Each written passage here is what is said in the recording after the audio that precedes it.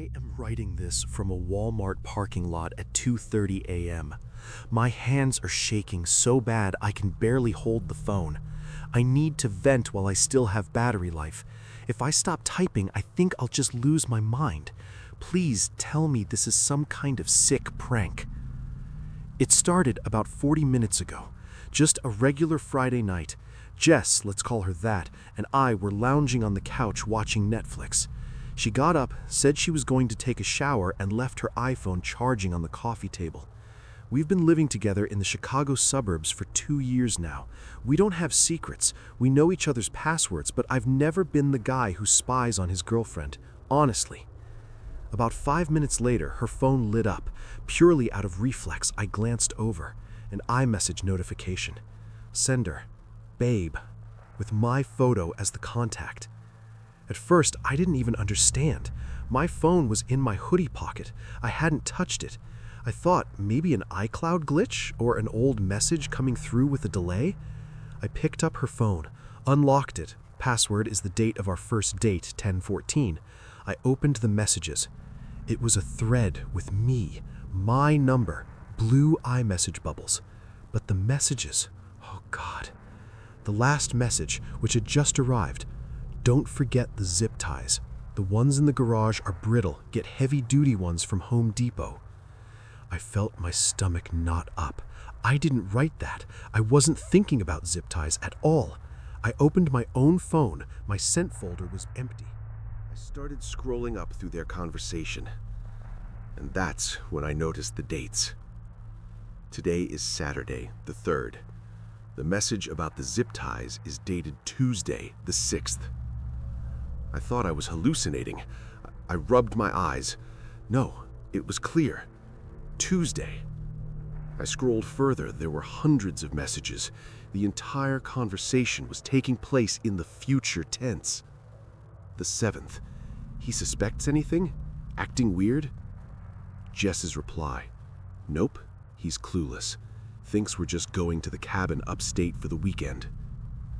We really were planning to go to the cabin by the lake next weekend. We discussed it just yesterday over dinner. I read on, and the hair on my arm stood up. The 8th in the future. Pit is dug. Just make sure he drinks the wine. Did you add the dose? Double, like you said. He'll be out cold in 15 mins. I started feeling sick. This is insanity. Maybe someone is spoofing my number? But why are the messages from me, yet not on my phone? And why the hell are they from the future? I could hear the shower running. Just the normal sound of water. I wanted to take a screenshot and airdrop it to myself, but my fingers were numb. I just stood there, in the middle of the living room, staring at the screen where a future me was discussing with my girlfriend how they were going to bury the real me somewhere in the woods of Wisconsin. And then a new message came in, right now, in real time. The phone vibrated. The text read, "He's reading the texts right now. I can see him through the MacBook webcam. Don't leave the bathroom. I'm coming up the porch steps. Grab the knife." I froze. My MacBook Pro was on the kitchen island, open. The green camera light was on. The water in the bathroom abruptly shut off. I heard the bathroom lock click, and then the front door began to slowly open. Someone was entering the code on the smart lock, a code only Jess and I knew. I didn't wait. Adrenaline hit my brain. I threw Jess's phone onto the couch and bolted through the kitchen to the back door that leads to the yard. The front door swung open. I glanced back as I ran.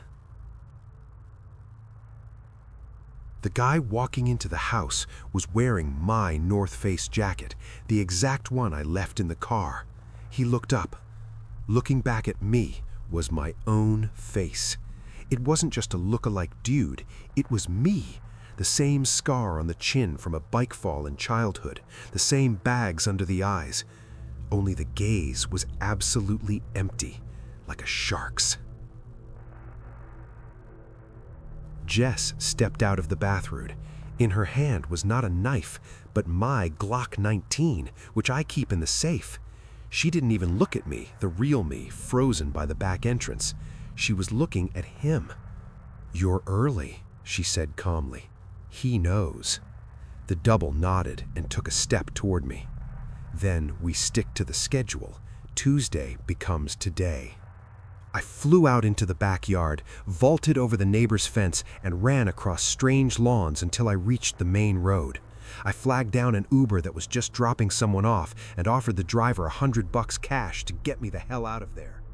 Now I'm sitting in my car in the parking lot. I retrieved it later using the spare keys I hid under the bumper while they were out looking for me in the park. I'm trying to understand who I am. 5 minutes ago, I got a notification from Chase Bank. Transaction, Shell gas station, $45. Time, 11:14 p.m. I didn't get gas. Then a notification from Google. New login from iPhone 15 Pro detected. I tried calling my parents in Florida. Busy signal. I called my best friend, Mike. He answered on the second ring.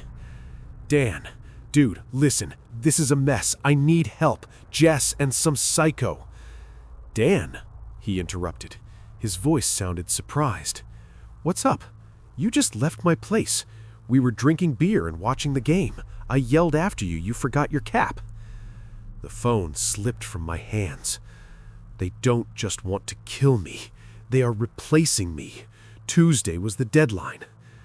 I see a police cruiser in the rearview mirror. It's driving slowly along the rows of cars. Did Jess report me? Did she say I'm a domestic abuser with a gun? If I get out, I get arrested. If I stay, he will find me. That me knows all my hiding spots. The officer is getting out of the car. He's shining a flashlight. I need to run. My name is Dan Miller. I am real. I exist. Do not believe. Edit. Update. Hey guys, OP here. God, I feel so embarrassed rereading this post. I want to apologize to everyone I scared.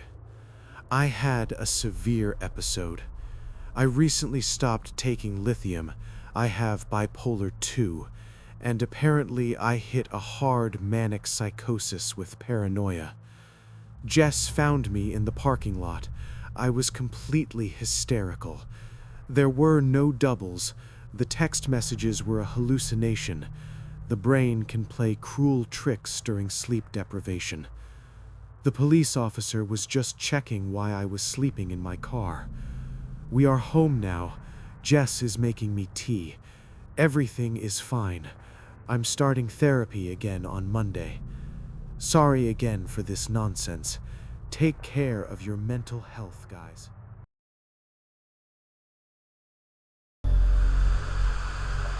This is not the Mark who worked at St. Jude's just 48 hours ago. That Mark is gone. There is only a trembling bundle of nerves sitting in a cheap motel somewhere on the border with Nevada. My hands are shaking. The backspace sounds like machine gun fire in the silence of this room. I need to record this. Not for the police. They won't believe it. Not for doctors. They are part of the problem. For you. Do you know about the Rosenhan experiment? 1973. David Rosenhan and his colleagues, perfectly healthy people, simulated hallucinations to get admitted to psychiatric hospitals. The result was terrifying. Doctors diagnosed them with schizophrenia and kept them locked up for weeks. The system failed. Science failed. But in this study, there was one detail that is often forgotten, a detail that now makes my blood run cold. The doctors didn't know, the nurses didn't know, but the patients knew immediately. Rosenhan's reports state that 35 out of 118 real patients didn't believe the act. They approached the pseudo-patients and said, "You're not crazy, you're a journalist, you're checking up on the hospital." The insane saw the truth hidden behind the mask of normality. The same thing happened in my ward, only in reverse. It all started the night before last. We admitted him as John Doe. Outwardly, he was normal. too normal. Average height, brown hair, absolute sterile grayness. Me and orderly Carlos transferred him to the bed. He felt like a mannequin stuffed with wet sand, heavy, inert. Creepy guy, Carlos muttered, tightening the straps. Just a catatonic. I waved it off. But I lied. Something caught my attention. His eyes. He was staring at the ceiling, not blinking. I specifically timed it 3 minutes and 40 seconds. And when he finally did blink, in the silence of the room, a sound was heard. A wet, sticky smack. Squelch. As if 2 strips of raw meat slapped together. It was too loud for a simple closing of eyelids. By 3 a.m., I went to check on him. John Doe was sitting on the bed. The restraint straps were torn apart, the metal bent, the leather ripped like paper. He was sitting with a perfectly straight back, his head turned towards the door. "You need to lie down," I said through the intercom. The patient opened his mouth. "You need to lie down," he replied. It wasn't an echo. My own voice erupted from his throat. Not similar, but identical. The same timbre, the same slight smoker's rasp. It was like listening to a recording of myself. "Stop that," I said, feeling cold sweat. "State your name." He smiled, only with his lips. His eyes remained dead glass marbles, and he began to hum. The melody was quiet, but in the night's silence it hit me like a sledgehammer. "Sleep, my little bear cub, the stars are peeking in the window." I recoiled. That was my mother's lullaby. She died 10 years ago. She composed that song herself. Only she and I knew it. How in the hell does this creature know a tune that only exists in the neurons of my memory? The ward erupted. This wasn't the usual noise. This was panic. Mr. Henderson from 305 was scratching his door with such force I could hear his nails breaking. I ran to his door. "Henderson, what's happening?" "Let us out. It's here," he hissed. "The empty one. It's not a man. It's a suit. There's emptiness inside. It's looking for a fit." He pressed his face against the glass. "You can't see? You're too normal. You can't see it. We see its light. It's black. You're too normal." Henderson's words echoed the phrase from the Rosenhan experiment. They saw the predator. I locked myself in the security station. I needed to see what was happening in 302 without going in. I rewound the footage 10 minutes. The black and white image rippled, glitches. Doe stood up. The movement was too smooth. He walked to the corner and opened his mouth. I zoomed in. I felt nauseous. His jaw didn't just open, it dropped down, unnaturally stretching the skin until his chin touched the middle of his chest, like a snake swallowing an egg. No sound came from that black hole, but the walls in the video vibrated. And then, John Doe on the screen slowly turned his head. He looked directly into the camera lens, not at the camera in the room. He looked at me, through time, through the monitor. His stretched mouth twitched, forming a monstrous smile. The corners of his lips disappeared behind his ears. The monitor went dark. "Jesus Christ," I whispered. I grabbed the phone. "Dr. Evans, come down, emergency!" Evans arrived 2 minutes later, tall, confident, rational. "Mark, it's just psychosis," he said, taking a syringe. "I'll handle it." He went into room 302. The door closed. Silence. No screams, no sounds of struggle. A minute passed. 2. The door opened. Dr. Evans came out. He looked calm, too calm. "The patient is sleeping," Evans said, smiling. "Everything is fine, Mark." I exhaled.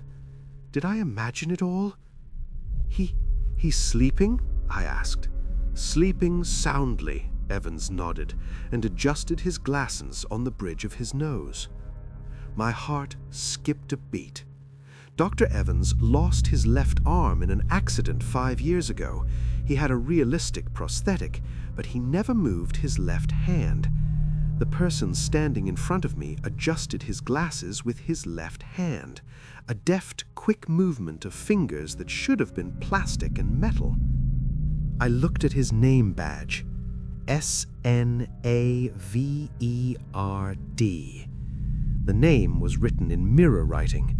Evans took a step towards me. "What are you frozen for, Mark?" His voice had a wet, grinding sound underneath. He took another step. Squelch, thump, squelch, thump. The rhythm was off, as if he didn't quite understand how knees bend.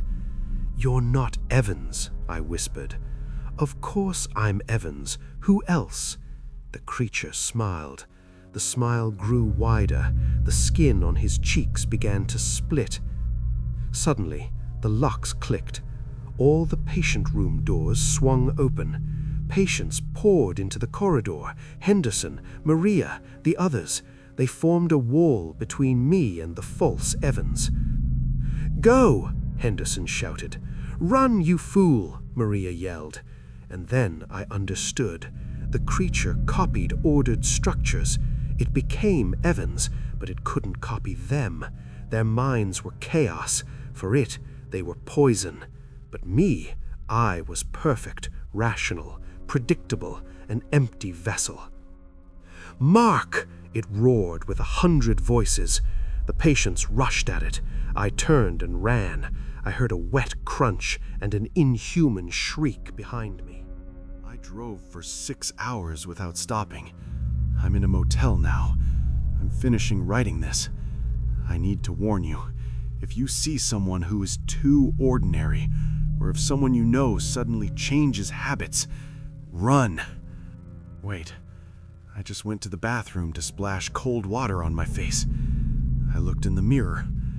I'd blinked.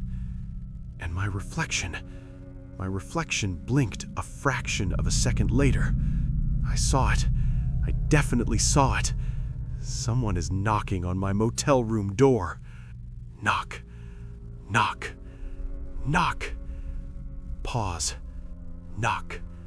Knock. Knock. It's the same rhythm John Doe was tapping on the bed with his fingers. I don't think I escaped. Maybe I never ran out of that hallway. Maybe what I'm experiencing now, this motel, this laptop, this fear, is just a simulation while it finishes eating my personality. I'll check one more time. I'll go to the mirror. If I don't return to the keyboard in a minute, then you are reading this text not with my eyes. Then it has already finished trying me on. Have you ever read about Death Valley? About those tourists that rangers find every summer? Most often, they are just dried up husks, mummies in designer t-shirts sitting in scorching rental jeeps. You know what's the funniest and at the same time the creepiest thing about these reports? Almost all of them are found just a couple of miles from the main highway or a 5-minute walk from a water source. They didn't die because the car broke down. They died because they blindly trusted the blue line on their smartphone screen. "Turn right," the mechanical voice said, and they turned, straight into hell. I always considered them idiots. Darwinian selection in action, I thought, sipping cold brew in an air-conditioned office. How can someone be stupid enough to trust their life to a piece of silicon and plastic? I thought so, until last night. I was coming back from Vegas. It was around 2 in the morning, somewhere on the border of Nevada and Arizona. My eyes burned as if someone had poured sand under my eyelids. The 4th can of energy drink wasn't working anymore, only causing an unpleasant tremor in my hands. I just wanted to go home, to my bed. And then I saw a red intestine on the navigator map. I-15 was at a complete standstill, an accident involving a fuel tanker, all lanes blocked. Delay? 4 hours. I groaned, slamming my palm on the steering wheel. 4 hours standing in the desert? No thank you. And then, Waze chimed, rerouting. Alternative route found. Time saved, 2 hours, 15 minutes. I looked at the screen. The route looked strange. A thin gray line went sharply to the right, into the blackness of the desert. It twisted, but eventually led back to the highway far beyond the crash site. No road number, no names, just a gray worm on a black background. All right, I muttered aloud just to hear my own voice. Screw it, let's go. I spun the wheel to the right. The first thing I noticed was the asphalt. The old highway was rough, noisy, cracked like an old man's skin. But as soon as I turned onto this nameless road, the tire noise vanished. The surface was perfectly smooth, black like an oil slick. The car wasn't driving, it was floating. No markings, no reflector posts, only this unnaturally black gloss absorbing the light of my headlights. There was something hypnotic about it. I even relaxed. Great shortcut, I thought. Probably some military road or private sector. For about 20 minutes, I enjoyed the silence and speed. A night drive playlist was playing on Spotify. And then, the music cut off. It didn't just pause, it vanished with a sharp digital screech. I glanced at the phone screen. No service. Well, it happens. It's the desert. I shifted my gaze to the car's built-in navigator. The map was still glowing, showing a straight line. But something was wrong. Arrival time, 4:48. I drove for another 5 minutes. Arrival time, 4:48. I sped up to 80 miles per hour. Arrival time, 4:48. Glitching, I chuckled nervously. I reached for cigarettes, but the pack was empty. I started peering into the roadside. Headlights picked out giant saguaro cacti and dry bushes from the darkness. At first, I thought I was going crazy from fatigue. I saw a bizarre cactus that looked like a man throwing his hands up in prayer. 100 meters later, exactly the same one. Another 100, there it was again. I slowed down. I started counting. Skull-shaped rock, bush, praying cactus. 100 meters of darkness. Skull-shaped rock, bush, praying cactus. This didn't look like nature. It looked as if a lazy video game developer just copied and pasted the same piece of landscape hundreds of times in a row. Copy, paste, copy, paste. A road sign flashed in the headlights. I caught a glimpse of it. It was yellow, a standard diamond shape, but it was turned not towards me, but away from me, facing the desert. Why put a sign for those coming out of the void? A chill ran down my spine. The feeling of a glitch in the matrix became physically nauseating. Suddenly, the rear-view mirror blinded me. I flinched in surprise. Behind me, about 50 meters away, 2 bright headlights were burning. Thank God, I exhaled. I'm not alone. The presence of another person instantly washed away the fear of the repeating cacti. I even smiled. The car behind approached closely, too closely. It literally sat on my tail and started flashing its high beams furiously. "Go to hell," I shouted, turning on the right blinker and hugging the shoulder, which wasn't really there, just the end of the asphalt. "Pass me, you psycho!" The car pulled up beside me. I turned my head to look at the driver and perhaps show him the middle finger. Time slowed down. It was a gray sedan, Honda Accord 2018. I have a gray sedan, Honda Accord 2018. On the rear bumper of that car was a sticker, "I love NY," but with a torn corner. My bumper had exactly the same sticker with exactly the same torn corner. The windows of that car were tinted to 0, black voids. But the scariest part wasn't that. It sped past me in absolute silence. No engine roar, no tire noise, just a gust of icy wind, and it dissolved into the darkness ahead like a ghost. I started shaking. I gripped the steering wheel until my knuckles turned white. You imagined it. You just imagined it, Mark. You are sleeping. At that moment, the navigator came to life. The screen flashed red, flooding the cabin with ominous light. Instead of a map, static appeared, like on an old TV. The voice was female, the standard Google Assistant voice, but distorted as if speaking from underwater. You missed a turn in 2018. What? I tapped the screen with my finger. You didn't go after Sarah. You chose the job. Route recalculated. The hair on my arms stood up. Sarah, we broke up 5 years ago. I really did choose to move for my career. How the hell? You didn't call your mother before she died. This was a navigation error. The voice was getting louder. I spun the volume knob to the left, trying to kill the sound. The bar on the screen crawled up instead. "Shut up!" I screamed. "There is a letter in the glove box you are afraid to open. You have arrived in the zone of regret." I punched the dashboard. Plastic crunched. The voice went silent, but the screen continued to pulse red. Ahead, a light appeared. Real, warm, yellow light. Neon. A sign. Diner. And next to it, an old Texaco gas station. It looked like an oasis, like salvation. Screw the voice, screw the doppelganger car. There are people there.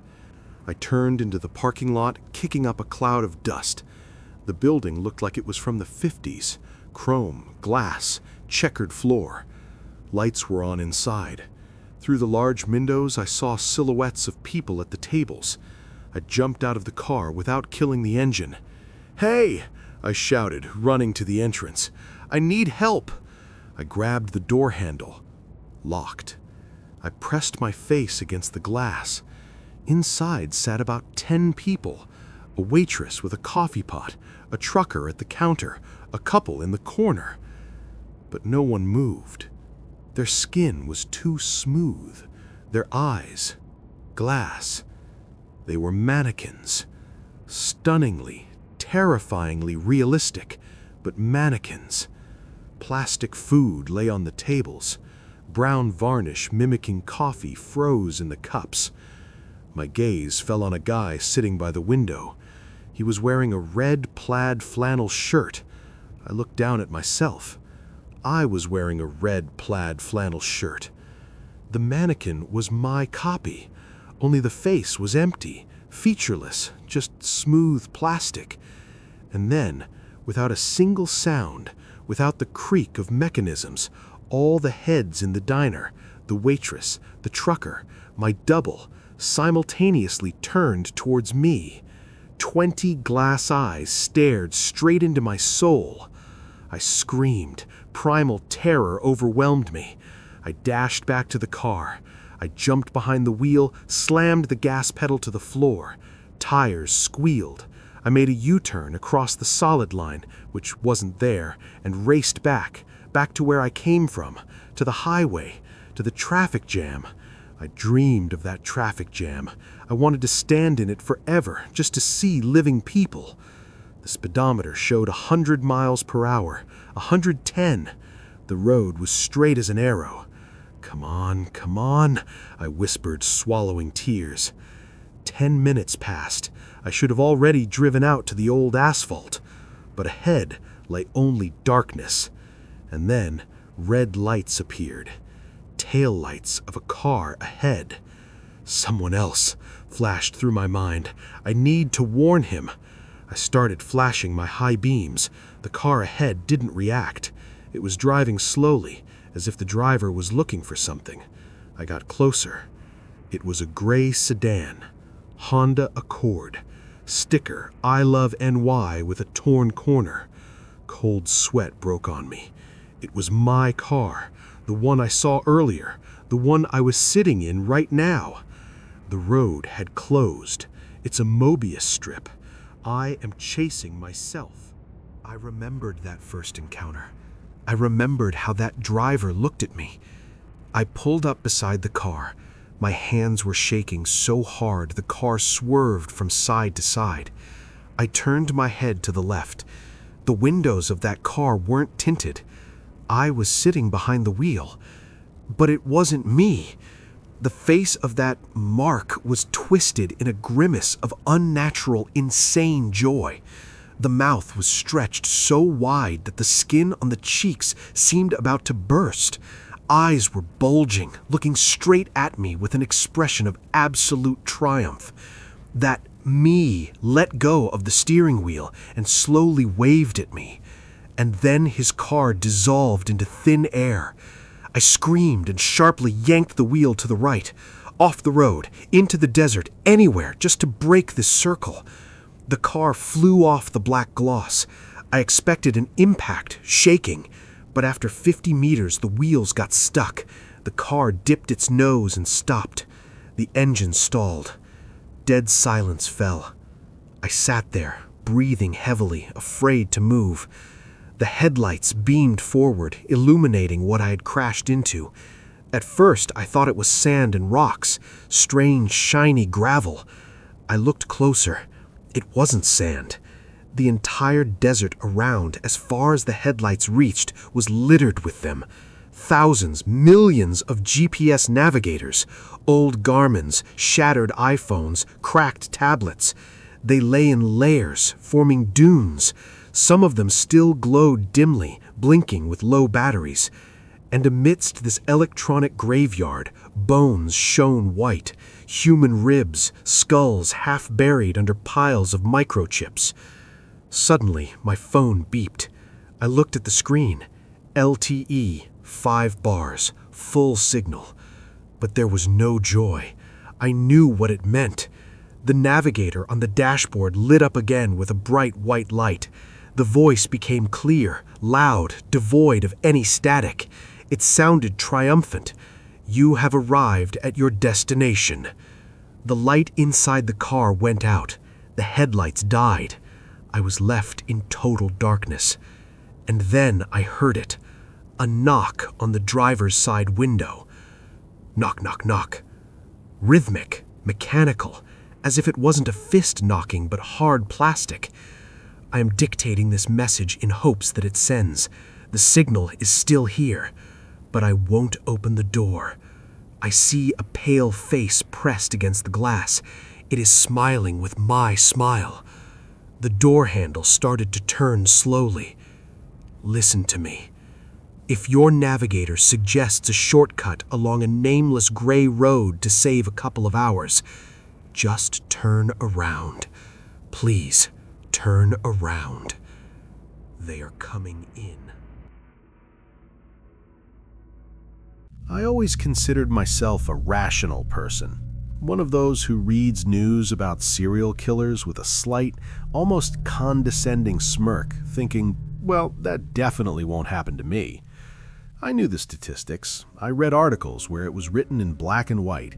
Hundreds of assaults, robberies, and even murders happen annually through Craigslist and Facebook Marketplace. The numbers were dry, frightening, but abstract. They concerned someone else. People selling diamonds in back alleys or buying used cars at night in vacant lots. I was selling an old IKEA sofa, model Ektorp, beige cover, a couple of coffee stains on the right armrest, and a slightly sagging cushion in the middle. Who would think of killing for this? I remember standing in the middle of the living room looking at this piece of furniture that took up too much space in my new life, thinking, just get rid of it, Mark. $50 and the problem is solved. Outside, a fine, nasty November rain was drizzling, turning the city beyond the window into a gray watercolor. The apartment smelled of cold toast and dust, that specific smell that appears when you start stirring up old things before a move. I opened the app on my phone again to check the buyer's profile. Dave. Just Dave. No last name, The avatar was utterly boring, a blurry photo of some forest where tree trunks merged into a brown mush. No face, no dog, no car. Dave, 40 years old. Profile created 3 years ago. No reviews, but no complaints either. The perfect ghost, I muttered aloud, locking the screen. Or just a guy who doesn't care about social media. That was my first mistake. I interpreted emptiness as normalcy. I convinced myself that a boring profile was a guarantee of safety. After all, maniacs are supposed to look weird, right? And Dave sounded as safe as the name of an accounting department. The clock on the microwave showed 7:55 p.m. Dave promised to be there at 7. I adjusted the cushion on the sofa, trying to hide the stain, even though I had honestly written about it in the ad. Why did I do that? Probably the desire to be liked, even by a random passerby, was ingrained deeper than the instinct of self-preservation. The doorbell rang exactly at 7 p.m. Not a minute earlier, not a minute later. I liked this punctuality. I walked to the door and looked through the peephole.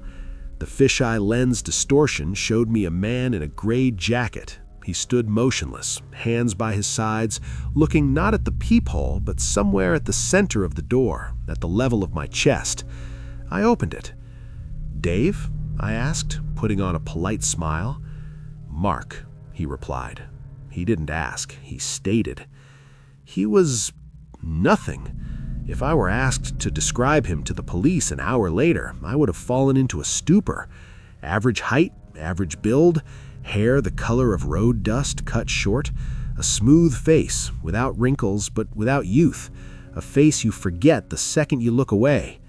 He wore a gray windbreaker made of cheap synthetic material that rustled quietly with every movement, and jeans that looked like they'd been washed every day for 10 years, faded to whiteness at the knees.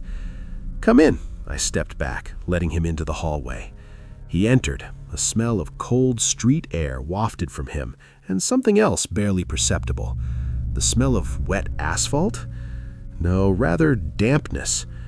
Dave didn't take off his shoes. He walked straight into the living room, leaving barely noticeable wet footprints from his sneakers on the laminate. I wanted to object, but remained silent. After all, he was taking the sofa now, and I would be washing the floors anyway. He stopped in front of the sofa. The inspection took exactly 3 seconds. He didn't sit down to check the firmness. He didn't run his hand over the fabric. He didn't even look at the coffee stain I was so diligently covering. "It will do," he said, in a voice devoid of intonation, dry like the cracking of a branch. I expected bargaining. I was ready to drop the price to 40 just so he would take it. In my head, a script was already prepared. He mentions the scratches, I mention the self-pickup, we shake hands. A ritual. But no ritual followed. Dave put his hand in his jacket pocket and pulled out money. He handed it to me without looking me in the eyes. I took the bills. They were 5s and 10s. The paper felt strange, too soft, almost rag-like, as if this money had gone through hundreds of washes. And the smell. The money smelled sharply, distinctly of mold and musty earth. 50, Dave said. I quickly counted the slippery bills. Everything was correct. Great! I shoved the unpleasant money into my jeans pocket, wanting to wash my hands as soon as possible. "No," Dave said. I froze halfway to the sofa, already reaching for a cushion. "No?" I asked again. "You mean you can handle it yourself?" Dave slowly walked around the sofa and sat down. It wasn't the movement of someone sitting down for the road or testing the merchandise. He collapsed into it, heavily, solidly. The springs creaked under his weight, a long, plaintive sound of metal that I had heard thousands of times, but now it sounded deafeningly loud in the silence of the apartment. Dave leaned back, spread his legs wide, and placed his hands on the armrests. He exhaled. A deep, long exhale, like a man returning home after a 12-hour shift at a factory. As if he was finally where he was supposed to be. "My friend with the truck is running late," he said, looking at the blank TV screen. "I'll wait here." A pause hung in the air. It was dense, sticky. Social norms are an amazing trap. My inner voice, my instinct was screaming, "What the hell? Kick him out! Let him wait in the hallway or on the street." But social upbringing, hammered in over years, whispered otherwise. "Don't be rude. The man bought the item. It's raining outside. The friend is late. It's normal." I shifted awkwardly from foot to foot. How long will he be?" I asked, trying to make my voice sound friendly. "Don't know," Dave replied. He didn't even turn his head in my direction. He just sat in my living room, on my, now his, sofa, in his dirty street jacket. I looked at his boots. The dirt from the soles began to dry and crumble onto my carpet. "Okay," I squeezed out. I'll be in the kitchen. Chores." I fled. It was exactly a flight. I retreated to the kitchen, which was connected to the living room by an archway, so I couldn't hide completely, but I could at least create an illusion of distance. 20 minutes passed. The longest 20 minutes of my life. Usually, when people wait for someone in a stranger's house, they behave in a certain way. They take out their phone. They scroll through feeds, check messages, call that late friend. They create a cocoon of busyness around themselves so as not to embarrass the host. Dave did nothing. Absolutely nothing. I stood by the kitchen counter, wiping the same cup with a towel for the 10th time, watching him out of the corner of my eye. He sat, motionless. His hands rested on his knees, palms down. His head was slightly tilted to the left. He stared at the black rectangle of the turned-off TV as if they were broadcasting the most fascinating show on Earth. He didn't blink, or he blinked so rarely that I didn't notice. The silence in the apartment became physically palpable. I heard the refrigerator humming. I heard raindrops hitting the glass. I heard my own breathing, which for some reason had become uneven. But no sound came from Dave. No rustling of clothes, no coughing, no creaking. He had turned into a piece of furniture. I started to get covered in irritation mixed with unrational anxiety. The uncanny valley effect, when something looks like a human but doesn't behave quite like a human, causing repulsion. Why doesn't he call his friend? Why doesn't he apologize for the delay? I couldn't stand it. The silence pressed on my ears. "Do you live far?" I asked loudly, leaning on the counter, an attempt at small talk to diffuse the situation. Dave didn't move. 1 second, 2, 3. "Not very." His voice sounded hollow, as if under the layer of cotton wool. And silence again. He didn't ask anything in return. He didn't sustain the conversation. He simply cut the thread of communication. I put down the cup. My hands were trembling slightly. I felt like a stranger in my own apartment. I wanted to turn on music, but was afraid it would look weird. I wanted to sit in the armchair, but couldn't bring myself to be in the same room with him in a relaxed pose. And then it started. The sound. At first, I thought it was a phone vibrating on the table, but no. Dave started humming. It wasn't a song. It didn't sound like anything you'd hear on the radio. It was a low, guttural drone. On a single note, monotone. The sound came from deep within his chest. It didn't hit a rhythm because there was no rhythm. It resembled the humming of a transformer box. I felt the hairs on my arms stand up. It was so inappropriate, so intimate and strange for a stranger in someone else's house. I looked at the clock. 7:28 p.m. "Maybe call your friend?" I suggested, trying not to betray my irritation. "Find out where he is?" Dave didn't move. 1 second, 2, 3. "He'll arrive when he arrives," he said, and turned back to the TV. Another 10 minutes later, Dave spoke first. "Water," he uttered. Not, "Can I have a glass of water, please?" Or, "Do you have any water?" Just a noun, a statement of need. "What?" I asked again, tearing myself away from my phone where I was aimlessly scrolling through news without reading a line. A glass of water. Thirst. The tone was demanding. I felt a flash of anger. I am not a servant. This is my home. But that cursed politeness took over again. Just give him water and let him get out, I thought. Sure, I gritted my teeth. I turned on the faucet. The noise of the water momentarily drowned the oppressive silence. I poured the water deliberately slowly, trying to calm down. A thought spun in my head. Need to end this circus. As soon as I give the water, I'll tell him to wait on the stairs. Screw politeness. I'm uncomfortable. I put down the cup. My hands were trembling slightly. I felt like a stranger in my own apartment. I wanted to turn on music, but was afraid it would look weird. I wanted to sit in the armchair, but couldn't bring myself to be in the same room with him in a relaxed pose. And then it started. The sound. While the water was pouring from the tap, it took no more than 30 seconds. Dave had changed his pose. He had taken off his shoes. His sneakers were lying on the floor, tipped on their sides, as if he kicked them off.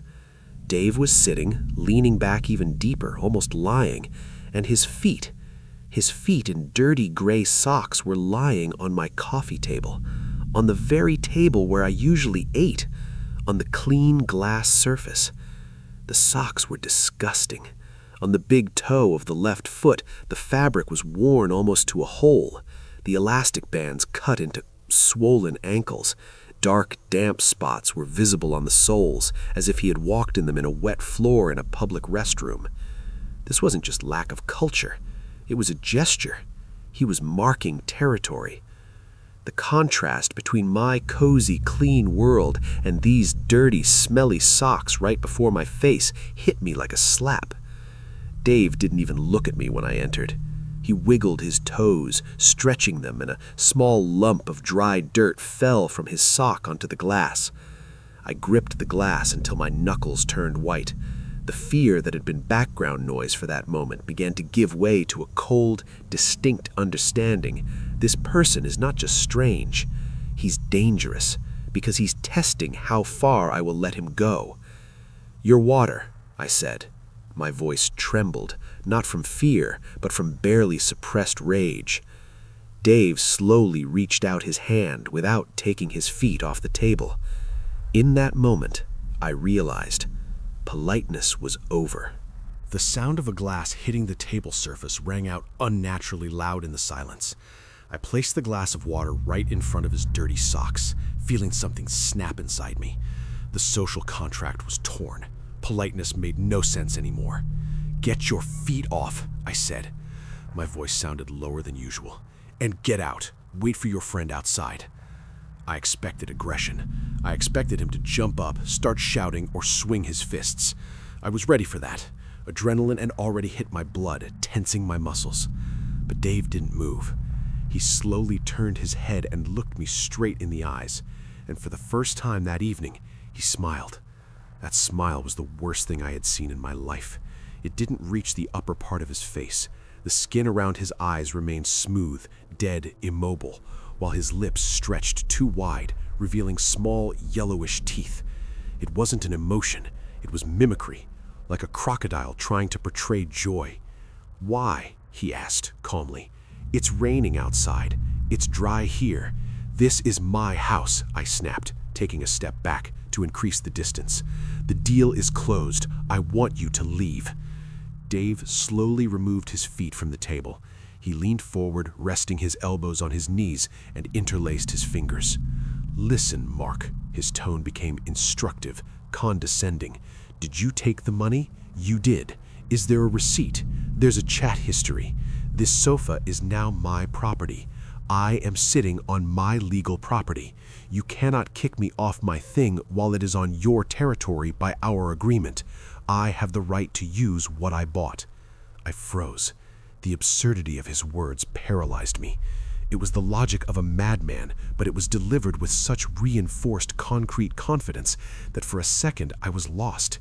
He used the laws of the market against the laws of my home. "You're delusional," I exhaled. "Take your damn sofa and leave, or I'll call the police." Dave's smile widened. "Call them," he agreed easily. "Tell them a man bought furniture from you and is waiting for movers. They'll laugh, and while they are driving, you and I will sit. We'll talk." There was a threat in his calmness, far more terrifying than a knife. He felt like the master of the situation. He had cornered me in my own living room using only words and his physical presence. I didn't answer. I turned around and walked quickly into the hallway, toward the bathroom. I needed to wall myself off from him. I needed to call, but not the police. They might really take an hour. I needed to call my brother, who lived 2 blocks away. I flew into the bathroom and clicked the lock. The click of metal brought a second of relief. Here it smelled of toothpaste and lavender soap, scents of normal life. I pressed my back against the door, took out my phone with shaking hands. My fingers slid over the screen. Dialing, ringing. "Come on, Chris, pick up the phone, damn you." "Mark?" A voice sounded right behind my back. I jumped, almost dropping the phone. Dave was standing right outside the bathroom door. I hadn't heard him approach. He moved absolutely silently, despite his heavy boots. He didn't shout. He spoke in a normal voice, knowing I was standing right against the door. "Mark, I have a question," Dave continued. I clamped my mouth to not give away my heavy breathing. The ringing in the receiver continued. "You said you live alone." Dave's voice sounded thoughtful, almost with childlike curiosity. "But why then, in the bedroom, in the corner behind the wardrobe, is a disassembled baby crib?" My heart skipped a beat. The bedroom door was closed. I closed it before he arrived. I remember exactly. This meant only one thing. While I was in the kitchen messing with water, he wasn't just sitting. He was walking around the apartment. He went into my bedroom. He was rummaging through my things. "Get away from the door," I screamed. My voice broke into a squeal. "Chris, Chris," I yelled into the receiver as soon as my brother answered. "Come over, urgent. I have some psycho here." Silence hung behind the door. Then I saw the bathroom door handle slowly, very slowly begin to turn down. The lock tensed. The door creaked, but held. The handle returned to its original position. Then I heard steps. He was walking back to the living room. A horn sounded from the street. It wasn't a short signal of politeness. It was a long, hoarse, demanding roar of a klaxon that made the windows vibrate. Finally, I heard Dave's voice from the living room. I was still standing in the bathroom, clutching the phone. Chris promised to be there in 5 minutes, but 5 minutes is an eternity. I had to make sure he was leaving. I cracked open the bathroom door. The hallway was empty. I crept towards the living room, peeking around the corner. Dave stood by the window. He had already put his boots on. "My ride is here," he threw out, not turning around. He knew I was there. I ran to the other window facing the yard, trying to stay in the shadow of the curtain. My brain painted a picture of a cargo van, a U-Haul or something similar, movers in uniform. But down below, blocking the exit for 2 passenger cars, stood an old, battered minivan, dark maroon in color. It was parked rear to entrance. The rear windows were tightly tinted with cheap film that had bubbled. The license plate was splattered with mud so that the numbers were illegible. The engine was running. Clouds of thick, black, oily smoke were erupting from the exhaust pipe into the cold November air. No one got out of the car. The trunk of the minivan slowly crawled up. The hydraulics worked with a strained whine. Inside it was dark and empty. Polyethylene was spread on the trunk floor. This was not transport for furniture. Instinct, ancient and unerring, screamed in me, if you go out with him to help carry the sofa, you will end up in that trunk. Dave stepped away from the window. He looked at the sofa, then at me. Something changed in his gaze. That frightening emptiness disappeared. Now calculation could be read in his eyes. Cold, mathematical calculation. "It's a bit heavy for the 2 of us," he said, "and the rain has picked up. Don't want to get the upholstery wet." He headed for the exit. I didn't believe my ears. He's leaving? Just like that? "I'll be back tomorrow," he said, walking past me. I'll come with tools. We'll take it apart. It'll be easier to carry out." He stopped in the doorway. I pressed myself against the hallway wall to avoid him. Dave raised his hand and slowly ran his palm along the doorframe of the entrance door. He stroked the wood as if memorizing the texture, as if checking the strength of the locks. "Tomorrow," he repeated. At that moment, he passed close enough to me that the air around him hit my nose. The smell had changed. The smell of dampness and basement was gone. Now, sharply stinging my eyes, he smelled of bleach and raw earth, a mixture of hospital sterility and a freshly dug grave. I felt nauseous. He stepped out onto the landing. The door didn't slam behind him. I rushed to it, slammed it, turned the deadbolt, then the top lock, then the bottom one. My hands were shaking so hard I broke a nail on the metal. I heard the minivan door slam downstairs, then the screech of tires. I slid down the door to the floor. Silence returned to the apartment, but now it was different, poisoned. The apartment was no longer my home. It was a crime scene where the crime hadn't happened yet. I looked at the sofa. It stood in the middle of the room, innocent and beige, but now it seemed like a Trojan horse to me. Dave sat on it. Dave touched it. Paranoia seized me. What if there's something there? What if he stuffed drugs in there to frame me, or a bug? I got up, grabbed a kitchen knife, stupid, but I needed a weapon, and walked to the sofa. I started feeling the cushions. I tore them off, threw them on the floor. Nothing. I shoved my hand deep into the crack between the backrest and the seat where Dave had been sitting. My fingers touched crumbs, dust, and something cold and metallic. I pulled the find out into the light. My breath stopped. It was a set of keys. My spare set of keys. I always kept them in a ceramic bowl on the nightstand in the hallway. The picture came together in my head instantly, like a flash of lightning. While I went to the kitchen for water, Dave didn't just take off his shoes. He silently walked into the hallway. He took my keys, and he hid them deep inside the sofa. Why?